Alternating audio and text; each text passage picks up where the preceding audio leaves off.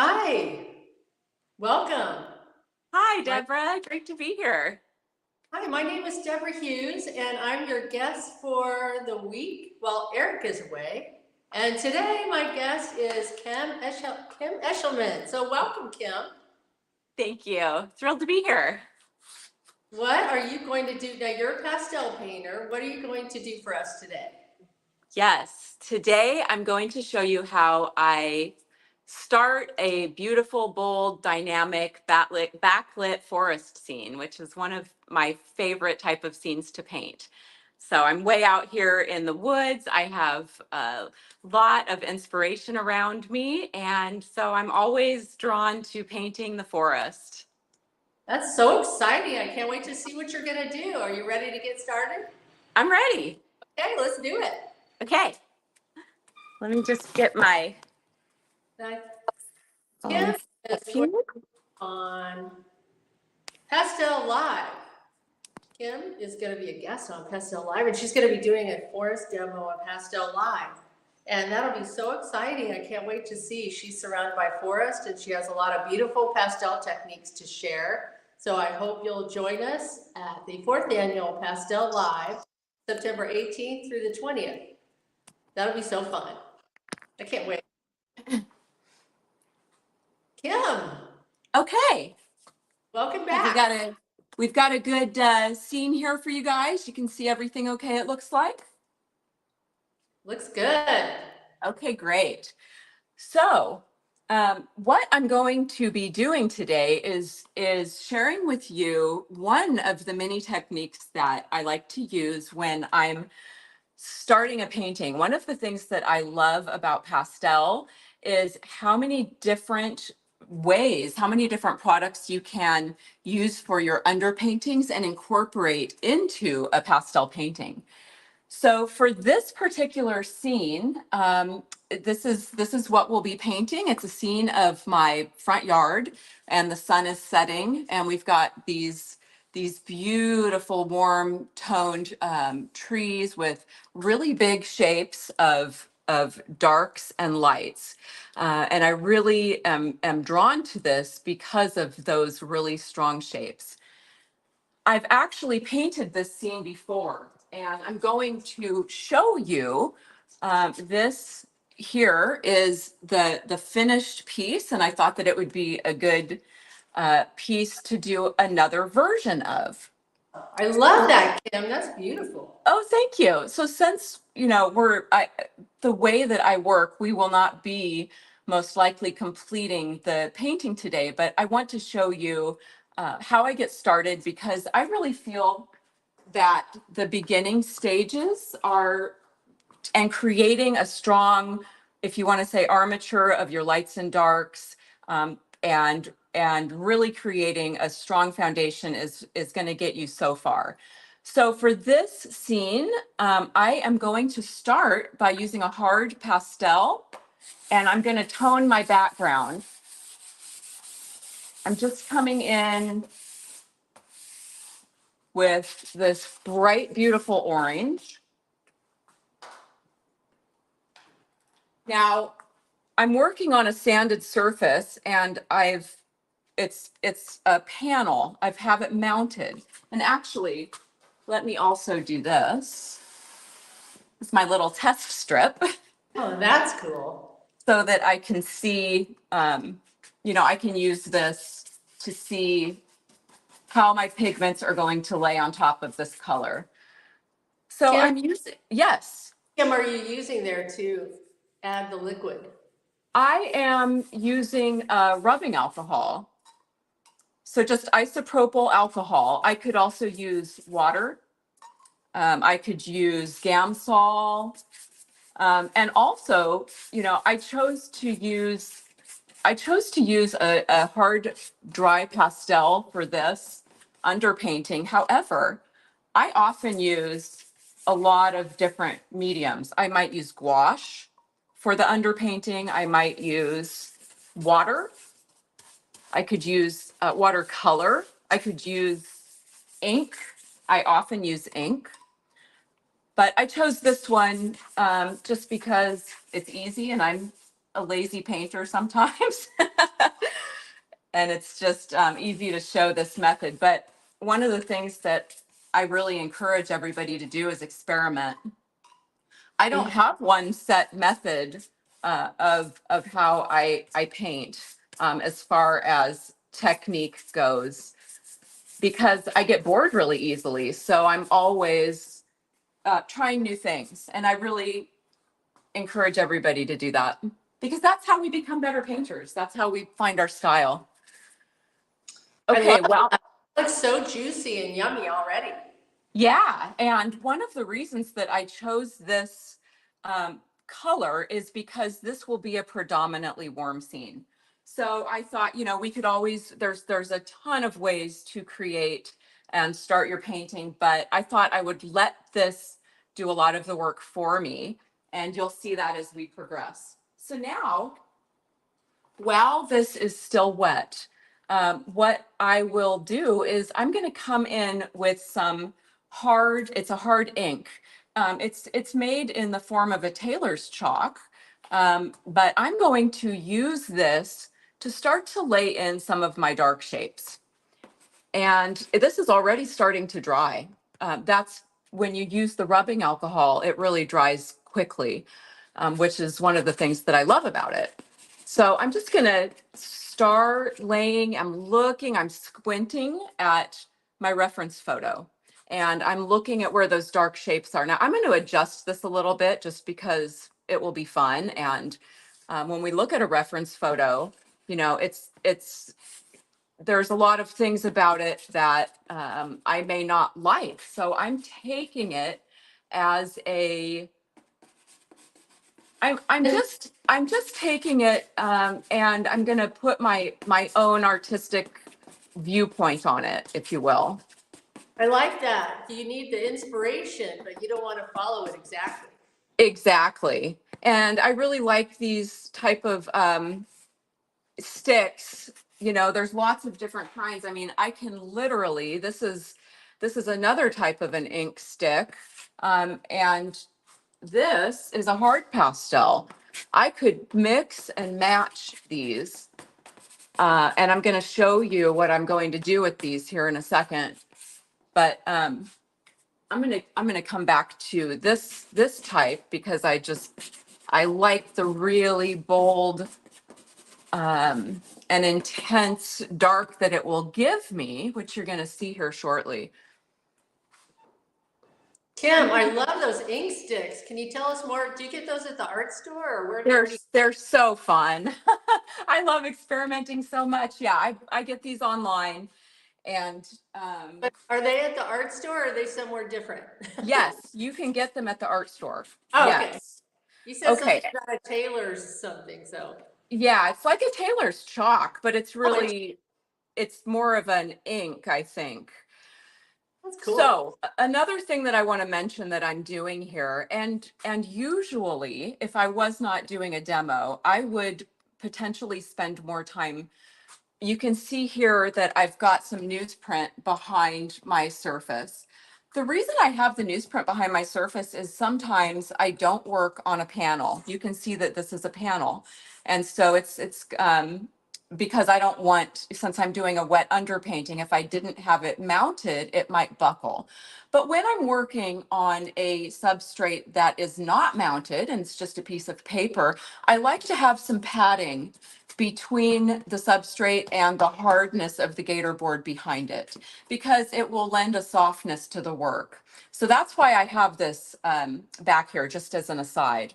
Another thing that I wanted to mention, though, is that oftentimes, even before starting this initial lay down of my underpainting, I'll come in and do an initial drawing. Let me grab something to show you what I mean. Now I usually wouldn't use a green, but I would come in and look at these big shapes, and I would do this type of a thing before I even laid down my ink. Because the value and the composition, the shapes are so important to me to get right. But just for time's sake, because I want to give you as much information as possible, I'm not doing that right now. But So, Kim, I have a question. Do you ever use the alcohol now to work with the Taylor's ink or the ink that you're using? Those chalks? Yes. Yeah, I'm going to do that. I'll show you. Cool. Yeah, I will show you that. Now, another thing I might do here is I'm going to come in. This is this Taylor's chalk comes in a variety of colors. So I'm going to come into these lighter shapes and lay down a little bit of this other lighter kind of a ochre. And bring it down here a little bit, over here. Do you ever forget and take a bite of it thinking that it's Godiva chocolate or anything? Thank goodness, no. That Okay. would probably ruin my love for chocolate for a while. I don't think anything could hold me back from chocolate for too long, but that might do it. Okay, so this is the general idea, okay? Now, I'm going to take some more of my alcohol, my rubbing alcohol. I could use water. I could use anything, basically, that's a liquid to liquefy this. I keep my rubbing alcohol in a jar with a lid so that it doesn't dry out and I can reuse it. For this stage, I really like to use a pony round brush. That's just my personal preference. Sometimes I'll use a fan brush. But I really like this one because I like the organic marks that I can get with it. And you can really see how vibrant this ink becomes. Isn't that gorgeous? That's beautiful. I love that. Yeah. I like going a little bit darker in my beginning stages. So as the painting progresses, this I can work. It's sort of like working in oil where you're going to work dark to light. And I would rather have my values a little bit darker at the beginning so that I have a little bit more leeway with them. And let me ask you about the Taylor's chalk again. So while you're doing that with the alcohol, does chalk react differently to the alcohol than the actual pastel sticks? It becomes more vibrant. So I think when I lay down a pastel, a hard pastel, and then I go over it with the alcohol, it's going to remain relatively the same, right? So when I look at this orange, say, this orange stick that we laid down in the beginning, it will remain relatively the same. But as you can see, and I want to do this because I got a little bit of alcohol down at the bottom. And if I let that sit there and it became too much, it might warp and get underneath the glue that's holding, my substrate to the mount. And I don't want that. So, Oh, no. but yeah, so, for example, let me show you. This is interesting. This is an ink stick. I can come straight in here. Now look at how vibrant this becomes. Look at that gorgeous, Wow.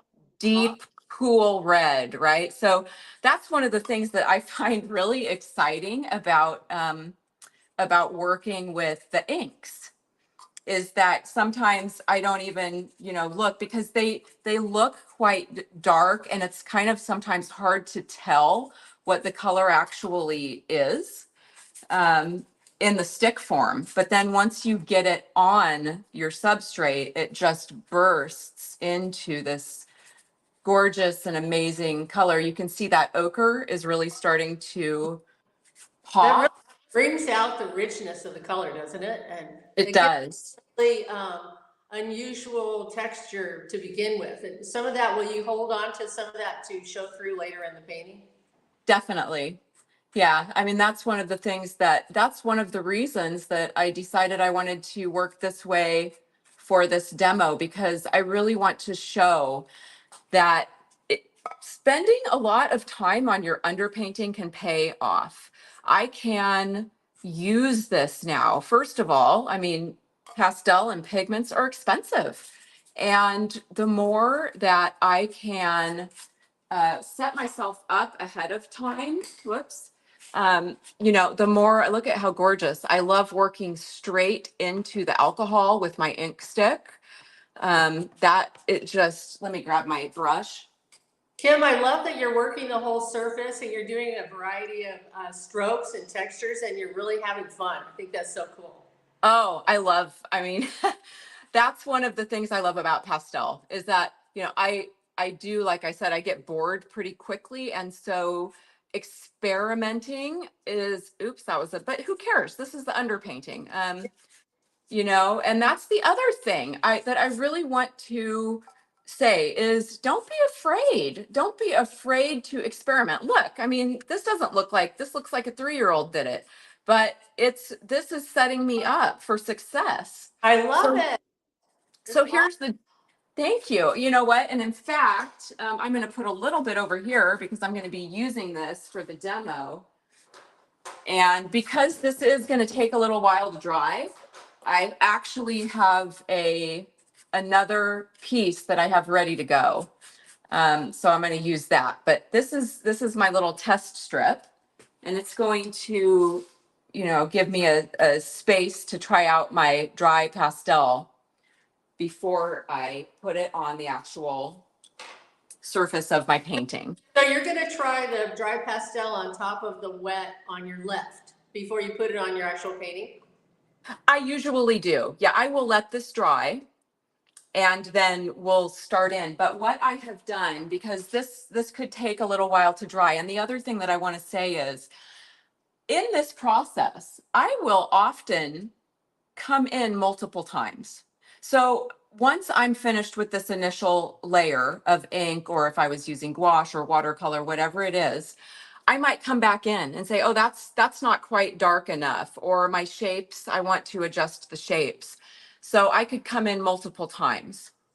So I just want to say that the underpainting is a really important part for me. However, for time's sake, so that we can spend a little bit more time with the dry pastel process, I want to show you. Let me put this away. What do you have there, Kim? What are you doing?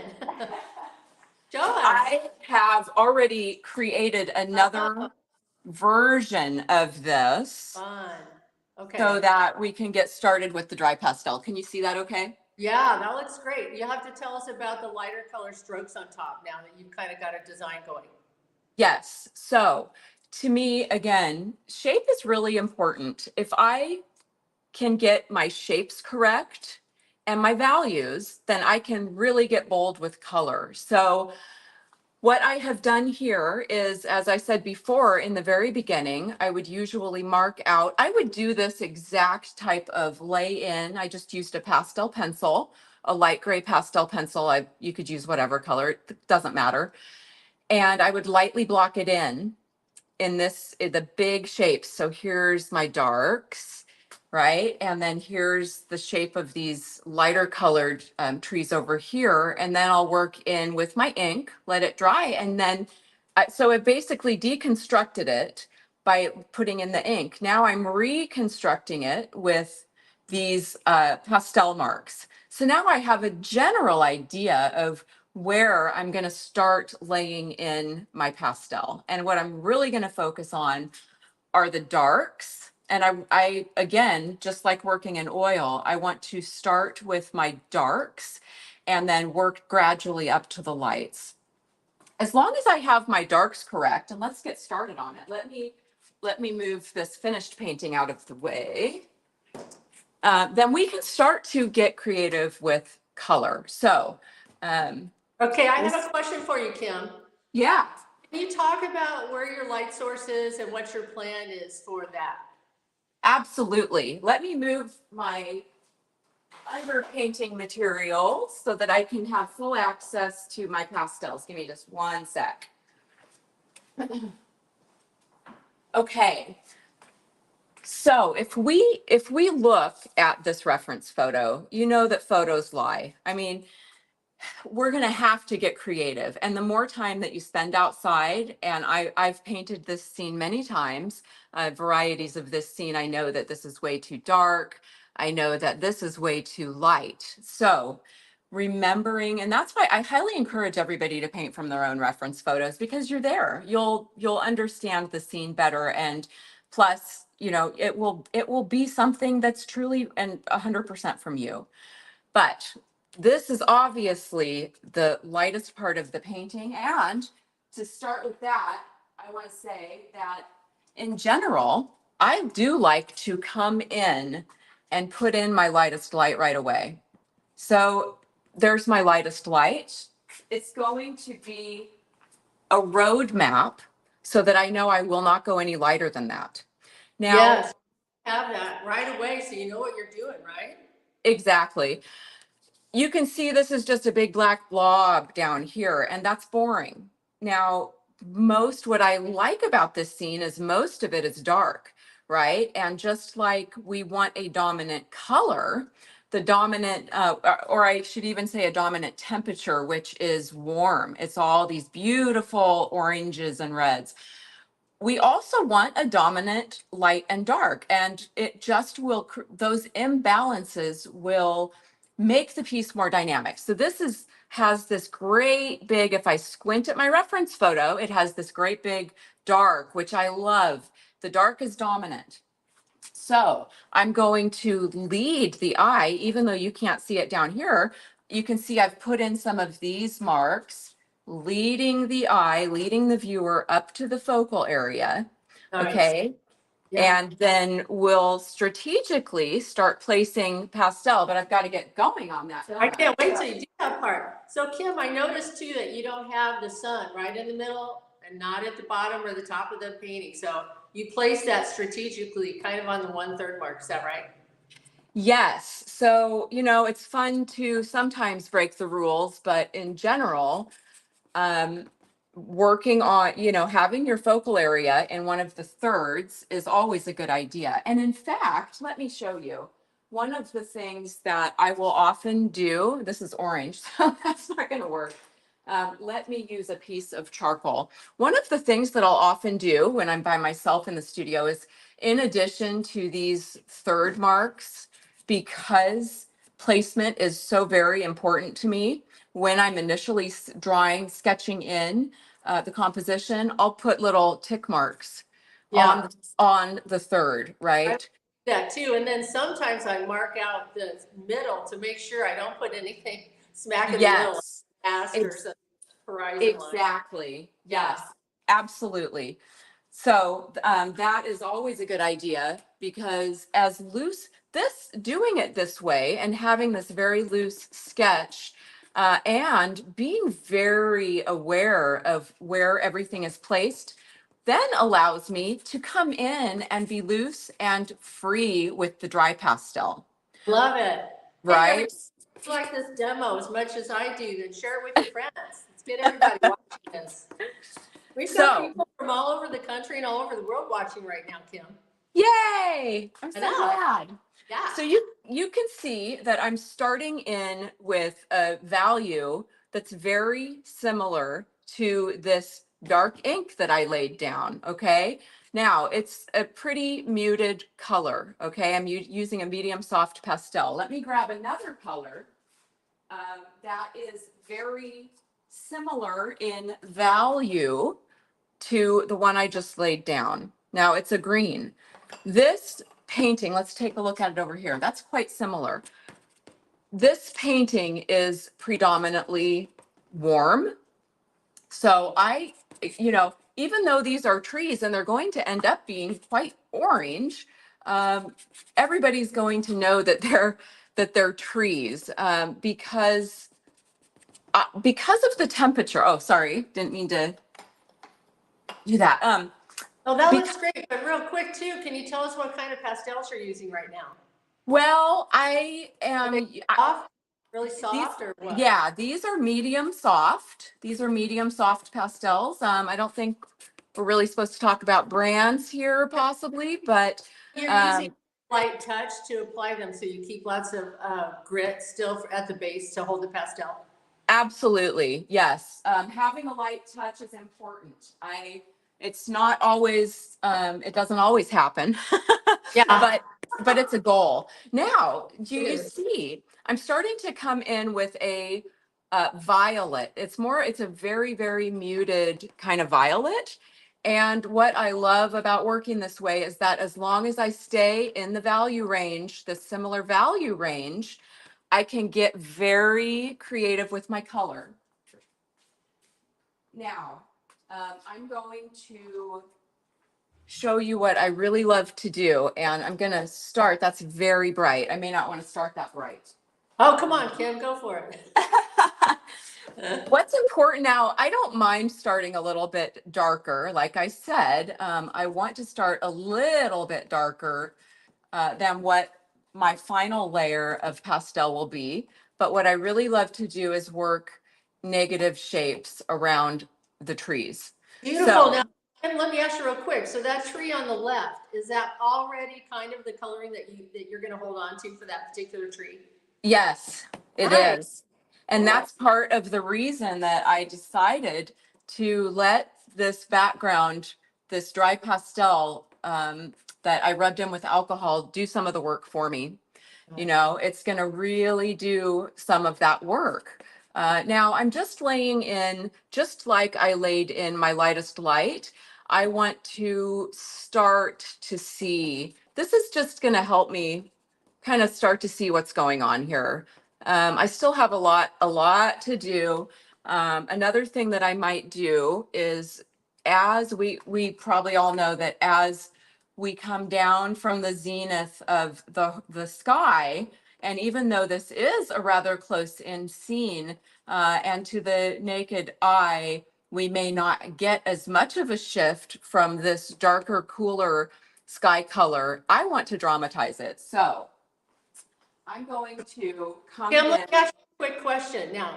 So as you're pulling these pastels out to use them, are you saving them on a tray or anything so you can find the ones you're using again? Or how do you decide between all those gorgeous pastels? Yeah, you know, I have some on a tray, but what I like to do is I like to keep my pastels in their original boxes. That's just, I guess, my neurotic organizational way of working. Just because, especially with pastel, I can say, okay, let's say that I'm using this. It's really like a very light turquoise. It's kind of a light greenish turquoise. I can then, since I have them in the same box, these are from the same manufacturer, I can pull this one and say, okay, I know that this is the exact same color family. And if I want to use this as an accent later, I know that they're going to work well together. So you know that's a darker value of the same color. Is that pretty much what you're thinking? Exactly. Yes. Okay, so let's get moving because this is obviously going, you know, I take a lot longer than we have time in this demo to show you exactly through the whole process. But I want to give you an idea of how I get started, how I work. Now, if you look at my reference photo, these look all orange, but that would be boring and it would be too chromatic. So I'm going to start with a light touch, and I'm going to bring a little bit of green into these orange trees here. Now, green in this painting, I'm going to use as a neutralizer, really. I mean, it's going to help make the painting not garish. If I used all of the same bright colors, the whole painting would not, it would just be garish and you'd actually lose the brightness. I So can't Kim, remember. those pastels, are you using the side of the pastel? Are you sketching or laying on pieces like a paintbrush, or how do you like to use the pastel? I like to use them in all ways. Okay. I rarely use pencils. If I want to create a thin line, I'll show you what I would do. I would use the side of a pastel. Let me come in and give you an example. Let's say this is, and I'm showing you this because it's a round pastel. I use a lot of square pastels, but I could come in with the edge and, just do it like that. A broad, bold, confident stroke is how I'm going to create those edges. You could also roll it. So there's a lot of ways to create organic line work. And I personally feel that it gives you a much more organic look than Right. if you were to just use a pencil. Yes, I really like how you have a really loose touch and everything feels impressionistic and it feels creative and it doesn't feel too rigid. It's very Oh, soft, beautiful already. thank you. Well, that's my goal, is to keep it impressionistic. That's the style that I like. Now I'm trying to lead the viewer's eye, and I'm doing that with both value and chroma. Um, as I'm looking at my reference here, you can see that the sun is here. It is shining up into this area. It's darkest here, and I want to portray that. So again, I'm using, if you look at this color, it's a rather muted, dark orange. Wow, So, it's really dark when you put it over the left on top of the lighter orange. It's funny. right. It's There. amazing how color interacts with each other, with the other colors, and That's why what you you have to always keep going because once you lay down something, you'll see, oh, wait a minute, it's next to this. Now it looks completely different. So there's a lot of exactly. interaction, right, on the canvas itself. Yes. One of the things I love to do is work in negative tree shapes. So for example, I'm using this little pastel. I love these guys. And you can see here that could become an orange, a negative painting around it. That could become an orange trunk right there. Nice. What kind of pastel So, was that one? Not the brand, but what? Let's show that again. It was an interesting shape. yes. This is Yeah, there. fabulous. These are Oh, fabulous, what is that? newer. It's a newer type of pastel, So and fun. it's a medium soft. It's just, I Ooh, love it. I like Gorgeous. it because it's kind of like having a bigger brush too for a pastel. It's like a wider, Yeah. end to it.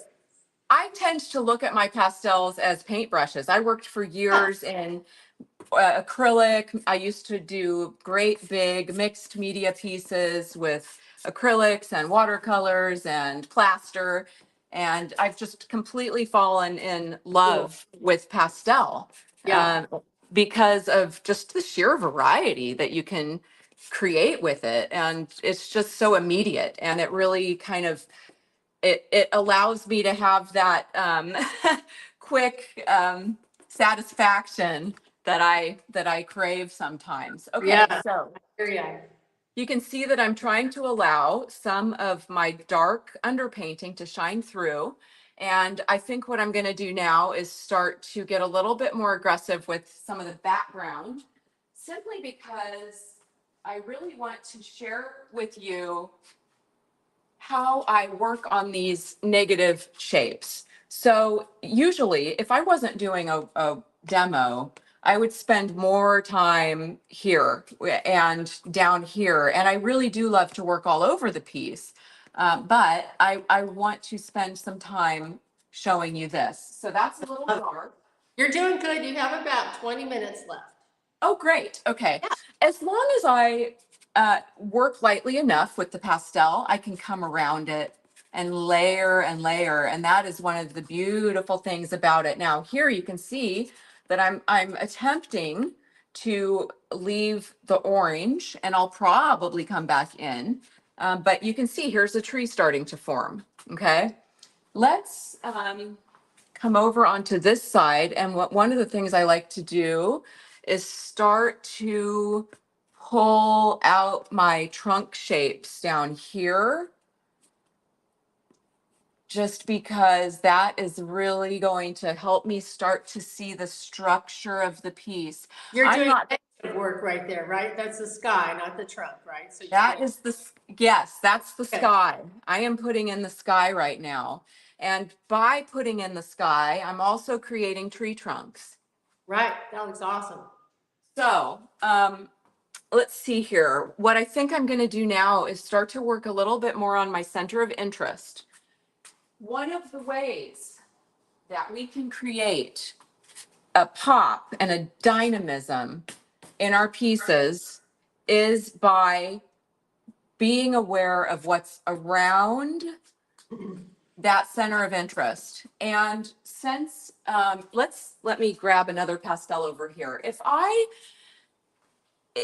really want this to pop, I am not going to put a lot of bright color around it. I'm going to put dull color around it. Right. So you're talking about the secret glow zone, Kim. This is cool. Yes, exactly. Right there. Let me come in now. I'm going to start to just get an idea. And here's the thing. I'm not being too precious. When we get too precious with our painting, we get nervous and we tighten up. And that is it's so paradoxical, but that's exactly what we don't want to do, right? Because Right. so I'm using a variety of yellows, which is not only going to be the lightest. This is not only going to be the lightest area, which I will come back over with a higher value here, but it's also going to be some of the most chromatic just right here. And then as it comes out, right, to create this glow, I'm using this more dull green. What is green? Green is yellow and blue, right? So but I'm using these very dulled down colors in order to create it. And let me see what that one looks like. That's a little bit too cool. It's really important to be aware of temperature. I feel like temperature was one of the most difficult and, still can be one of the most difficult concepts to grasp in painting. It totally is. I mean, look at your picture. It shows the sun as being kind of white. But yeah, you need to take that into consideration to create a beautiful painting. So you're going to add warms and all different tones. Exactly. And, I like to work all over the piece because if I just got stuck in one area, this still has a long way to go. Let me come back up there real quick for a minute with a little bit more of a chromatic color, because as long as I stay in that value range, I can get away with that. Look, I'm using it on the side, and I could go, I could make this process last a long time. I love it. And I feel like the more layers that I get, just the more interesting it becomes. So, usually this type of a piece might take me a day or two. I mean, a few hours, to really. Strokes too. Nice, bold, confident strokes, Kim. Way to go. Love it. Well, I feel like as long as I have my lights and darks where I want them, that gives me that, and I'm not worried about going all the way through like that. Who cares? I can come back over it. That gives me the opportunity to be bold. Then once I'm very precise with my placement of my big shapes, then I can come in and be wild and crazy with my color, with my strokes. Let's really brighten this up a little bit up here. I feel like Nice. this needs a little bit of color, and maybe I'm going to go. Kim, right, that you're not using the same colors as around your sun in your tree. So you don't want to mix up your values and your colors, right? I'm sorry, say again. Well, the particular yellow that you have in your hand right now does not have the same coloring or the value as what you're going to have near the sun. So that you don't do it in two places. You just save that for the tree. Exactly. Yeah. Now I might, use this value and chroma throughout the piece in a few other places, but in general, I want to save the lightest. Now, as the piece progressed, I might bring a little bit down into there, but as it progresses, you'll see that, I'm strategically placing these colors. This is not as bold as this. If I want to get really bold, I can start to come in. This is almost the exact same color as the background, so it will still be cohesive. And one of the things that I'm always thinking about when I'm painting is how I can lead the viewer's eye. Even though this color is, it's still in this value range here. So if you squint, it's going to look, and it's going to take several layers. It's going to look similar. It's not, if it was in black and white, it wouldn't be a big blotchy mess.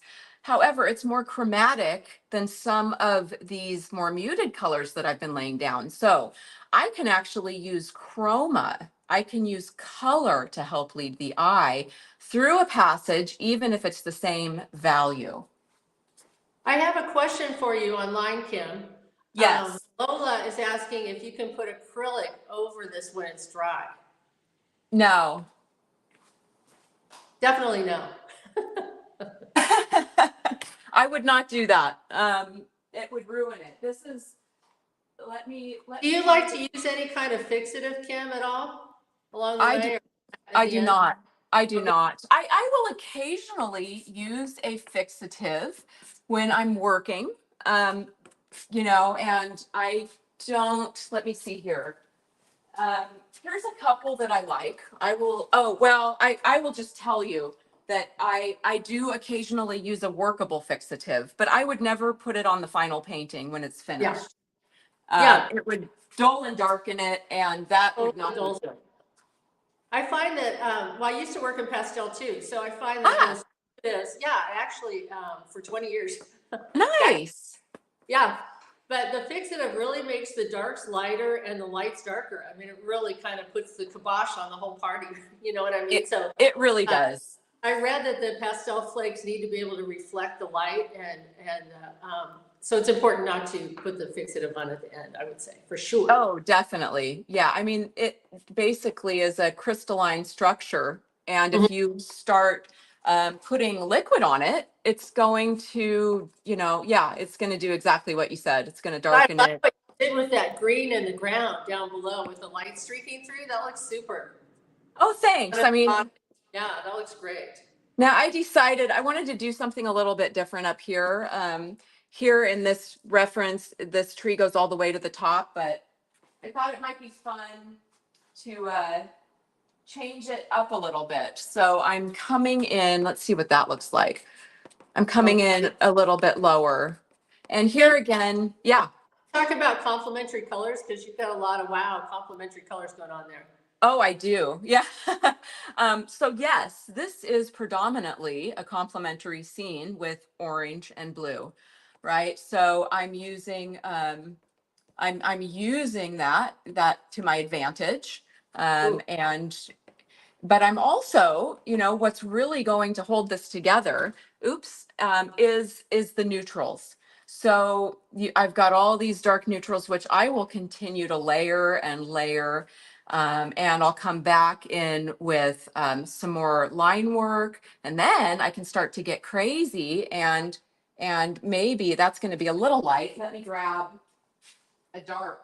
This is a dark blue in the same color family as I'm using in the sky. And one thing I might do as I'm nearing completion is to help lead the eye. Let's say I might take this and, bring it into one of my tree trunks. Now, interesting. Because this is such an opposite color of what my dominant color is, which is the orange, it's going to really grab your eye and lead it right there. That looks awesome. You have about 5 minutes or so, Kim, so carry on. Okay. Well, you can see that, this is obviously got a long way to go, but hopefully I'm giving you an idea into the general process of how I work. It's looking awesome. I love the looseness of the negative strokes and the confidence of the strokes. It's really strong, bold. It's very exciting to look at. Oh, thank you. Well, let's see here. What else can I show you that would be the most helpful let me reestablish that. I will occasionally use my finger just on one edge. Do you see how that left a mark here, but it slightly smudged it out to one side. I don't Yeah. want to over smudge, but a little bit is good. That's the trick, because if one looks good, then you want to do it everywhere, right? So you can't Right. And then you've gone too far. Now, I will say that if there's a passage, say, that I don't like, that I've overworked, sometimes because of the way that I work, I can tend to get really excited and I'll lay down stuff too heavy. And then what I can do is take a razor and I can raise it off. And what I love about this method, instead of using a brush, like, some artists might come in with a hard brush, but look at the difference. That really, let's just go like this. You can see that messes it up. Oh, If so the razor blade doesn't affect your surface? a razor blade does not affect the surface, Cool. and Okay. it does not affect what it looks like. But what it does do is it takes off a layer so that I can then easily go back in and work over it. Oh, nice. So this is one of my key tools. Big little secret there from the studio. Yeah. So tell me, Kim, I have a question online again about if you don't use fixative, when you ship a painting or when you frame a painting, do you put the pastel glass right on top of the pastel, or do you use spacers? I use spacers. Okay. Yeah. So if I am shipping a piece, let's say that I'm shipping a framed painting. I use a box that's a professional art box, and I frame my own work, and I would have these spacers. Let me show you. I actually don't have one out right now, but it's just a little 1/16 inch of a spacer. I'll put it between the museum glass and the painting itself. If I am shipping an unframed painting, I will, let me see if I'll basically wrap the painting in glassine like a gift. And then I'll T-hinge tape it to a piece of foam core board. And then I'll sandwich another piece of foam core on top of the painting and ship it off like that. I hope that answers the question. Yes, thank you. So we're far from finished, but this is the process, and layers coming in, always keeping an eye on the darks. I will very likely go darker in here. I'll start to lighten this up, and I'll use chroma and value to help lead the viewer's eye around. Great. You have about a few more minutes. So somebody online actually, everyone's dying to know how you're going to get the light to stream through those beautiful trees. Do you do anything going on? Yes. Okay. So right in here in the focal area. Yes.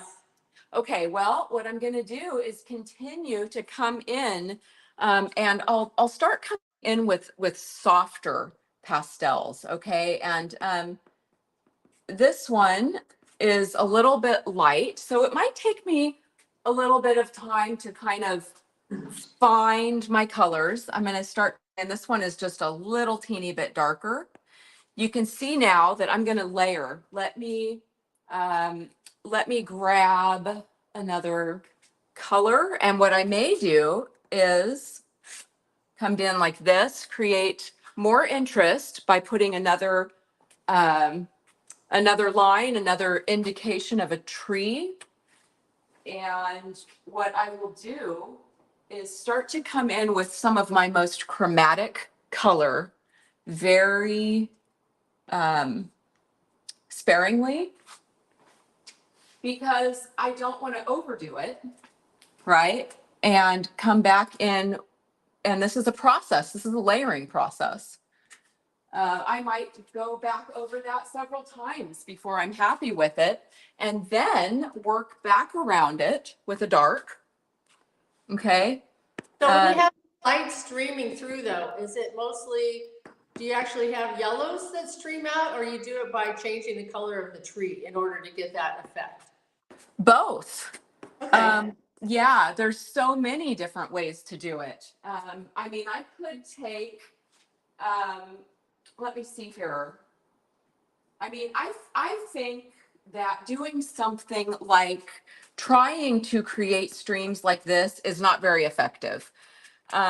It doesn't, regardless of what the color is, what I will do is light itself is the brightest in the middle. So that's a very light yellow. And then I'll slowly start to change the color, as it comes out to the yellow. Then I'll bring a little bit more orange, and then we'll go to the green. So it's a gradual process. Let me bring a little bit of dark back in though, real quick. Couple more strokes, Kim. Then we're gonna have to wrap. Okay. Yeah. So I mean, this is, you can see I'm starting to bring a dark back in, and that's one of the ways that I'm going to create the glow is by actually having dark around my light. Okay. So like this. And working it. It's a work in progress, guys. Nothing is going to be like a quick instant fix, Kim, so why don't you start to pull out? We'll switch away for just a second. I have a goodie to give away, but we'll come back and see your finished painting. It was so nice of you to have a finished painting so we can see where you go, everything with it. And we've been having so much fun watching you today. And this is a great time to tell everybody that if you be sure and put your name and where you're from in the comments, we're going to be giving some stuff away. And one of the things we're going to give away is my design finder. I've invented this crazy tool that's so handy to help you capture your view on location. It helps so much with getting the perspective correct and getting the basics down. You can measure your canvas size at the top and mark the 1/3. You can use the see-through value finder to find your sunlight and your shade, and I use it all the time. It works great, especially when I want to get a boat the right angle, or I want to move something from one place to another. You can do it all on that design finder. So I hope you'll go to my website and check it out. Yeah. Oh, we're going to give one away too. That's going to be so exciting. So we're back with Kim ESHELMAN. We've got your beautiful painting. Let's see. Yeah. So here's a finished version of where the type of painting I was showing you might end up. That looks it's got so much glow to it and so much color and chroma, but still it's subtle and controlled. It's loose, but it's tight. It's really got a lot going on. Love it. Thank you. It was fun to share some process with you. Well, we really enjoyed having you as our guest today, Kim. You did a beautiful job with your pastels, and I hope everyone will go to Kim's website today, KimESHELMAN.com, KimESHELMAN.com, right? Yeah, you can find upcoming workshops or any other events, exhibitions that I'll be participating in there.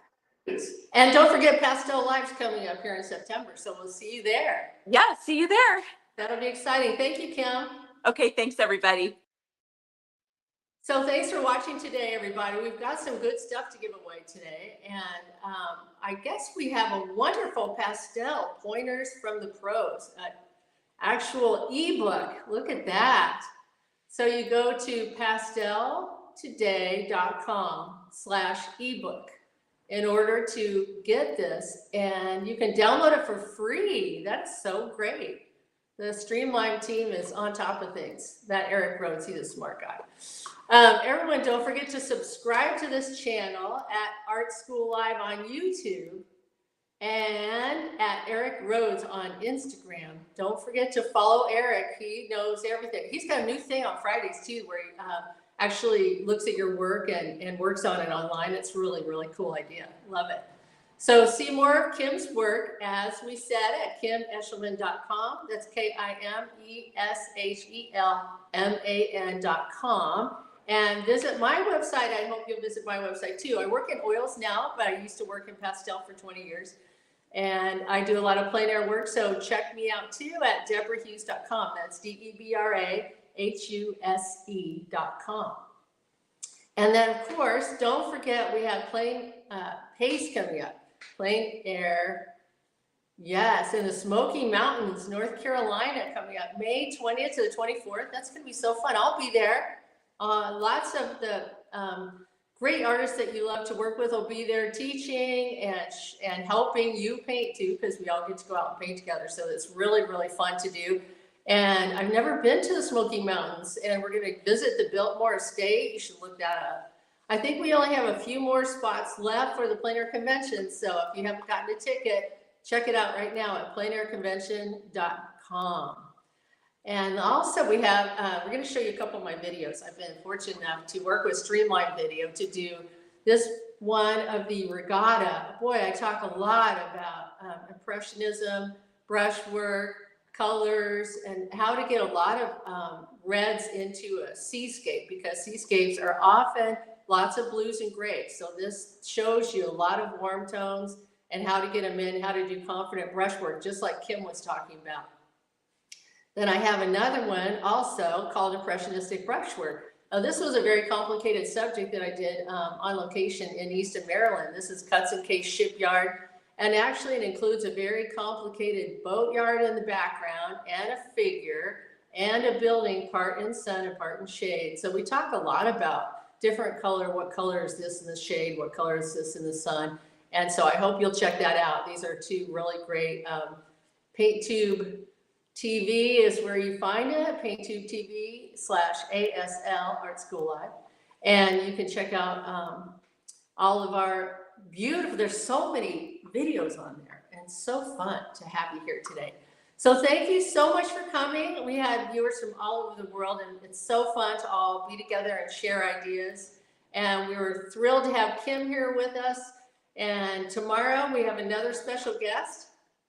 I'll be interviewing and talking with Keith Wicks from Sonoma, California, and he's going to do a very special demo about like neon and stuff and buildings, and he's such a great painter, so you will love that.